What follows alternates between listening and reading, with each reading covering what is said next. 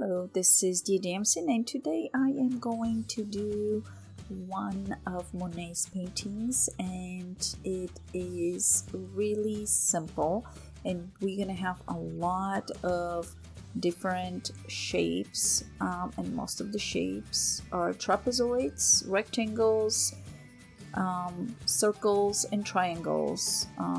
So we are creating that windmill by a body. The body is a trapezoid, and if you saw here, I did erase it because I made it a little bit too big, so I left it in the video so you can see how I started with the main element in the picture, the biggest element, because everything proportionately will be measured to this element. So we are having trapezoid for the body, a slight trapezoid for the top, facing differently. Then we're going to create two lines, almost like the letter K, and one that it's sticking up. So, and then this is the boat that's kind of hiding in the marsh, on the side of the bank. And we're going to have a few boats in the far distance. We're going to create the sails, and again, this is trapezoids. The flags on the top of are triangles. And we are going to use a lot of suggestions, not a lot of detail in the picture. So the back, it's going to have a few little spots there representing whatever is on the other side of the bank. We are going to have a boat on the front, which the shape I'm not sure how to explain. This is just a weird shape, but the people inside are three triangles, three people with circle for the heads, and the best thing is to make the circles much smaller than the body, and pretty much that's the whole sketch. Now we're gonna start painting. I'm gonna be using very few colors. Ochre, and you're gonna hear probably that color every single painting that I do. There's ochre in it, or if there's not, I'll still put it in it. So we're gonna use ochre, but very transparent. So I'm gonna add a few brush strokes with the ochre, and then with a clean, slightly wet brush, I am going to run it all over and kind of steal the existing paint from the surface and spread it around. And that's gonna give me a very vague, very light hue of that color.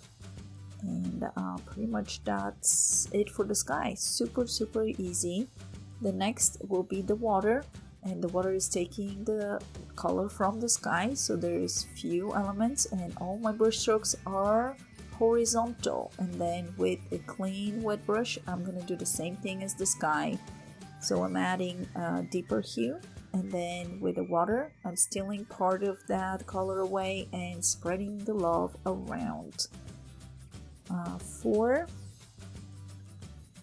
some of the areas, I'm just like brushing my brush, just creating something like clouds or whatever you can imagine.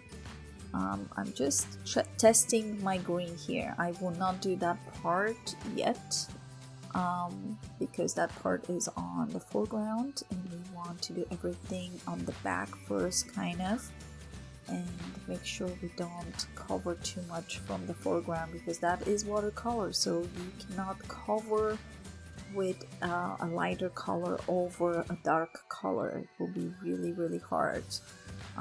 You can lift some colors up, but anyways, so just leave the areas that you want empty, so you can bring the color you want there. But for the windmill, we are using brown, and I have one side a little bit darker than the other side. So highlights, we're gonna have highlight shadows and mid-tones. So the little windmill, nothing special, just one side darker, one side lighter. We are going to make it even darker than this, but we're starting with a lighter color so we can have whatever hues that color is going to give us, and then we're going to bring another color over it just to give a little more shadow because that windmill, it's in the shadow.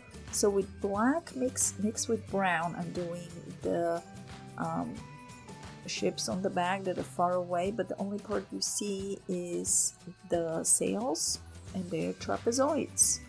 So we're going to do them with a black mixed with brown, or mix your black with blue. Either way it will work. And I'm going to add tons of shadows left and right.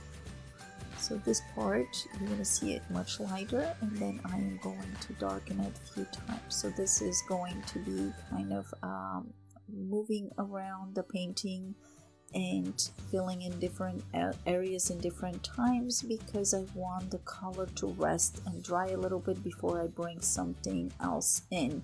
I don't want things to get muddy. I want them to be able, one color to sit on top of that other color without mixing too much. There's the little flags, just little tiny triangles.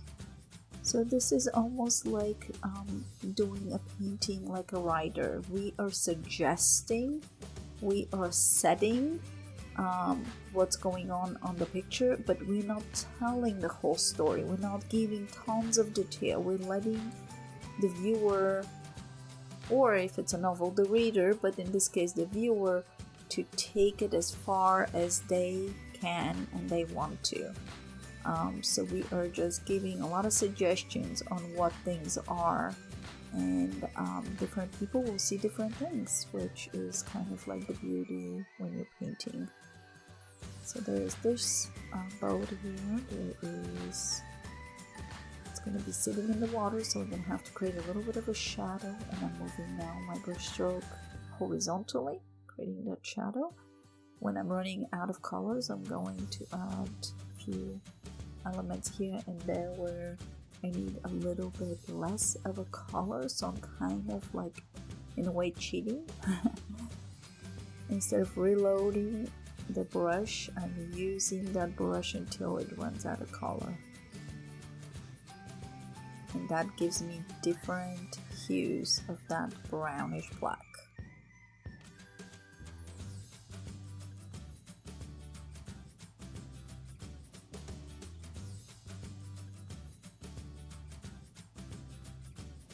There's put some shadows for those wooden poles there.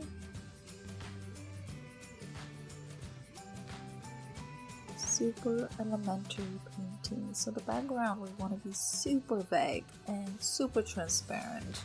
It's probably some sort of steam coming from something. We don't know. It's just a suggestion again. There is a city there. Life's happening. Now we're gonna fill in this area. But the green area that we have on this painting is a triangle. So you're pretty much have very simple shapes all over the painting. I will have this traceable for you available on my Facebook page. You can print it out and flip it over, trace on the back side, and put it on the paper you want to paint, and trace it again on the top where the ink is, so your pencil will transfer to the paper, and then you're ready to start and paint. And all those traceables are absolutely free, just as a helpful tool. But I hope you're gonna enjoy this Monet super simple painting, and there is a lot of things when you paint simple things that you learn on the way. Sometimes I do those paintings a few times and try different things to see how things will turn if I do them differently or use slightly different colors. But so play around, figure it out. If you have any questions, please let me know. I would love to answer if I can. Let me know how your painting turns out. I would love to know what you guys are doing. And we are very close to the end. Just now it's time for cleaning up, adding few details or slight details here and there. There's few birds flying because it's getting dark, so they're going back to their nighttime place. There is a bird that got messed up, so here's what we do with something like that. We are gonna take it away, and if our area is too light and it's not going away, we are going to make a cloud out of this one. So works out well, no big deal, and we're gonna continue. Pretty much we are done.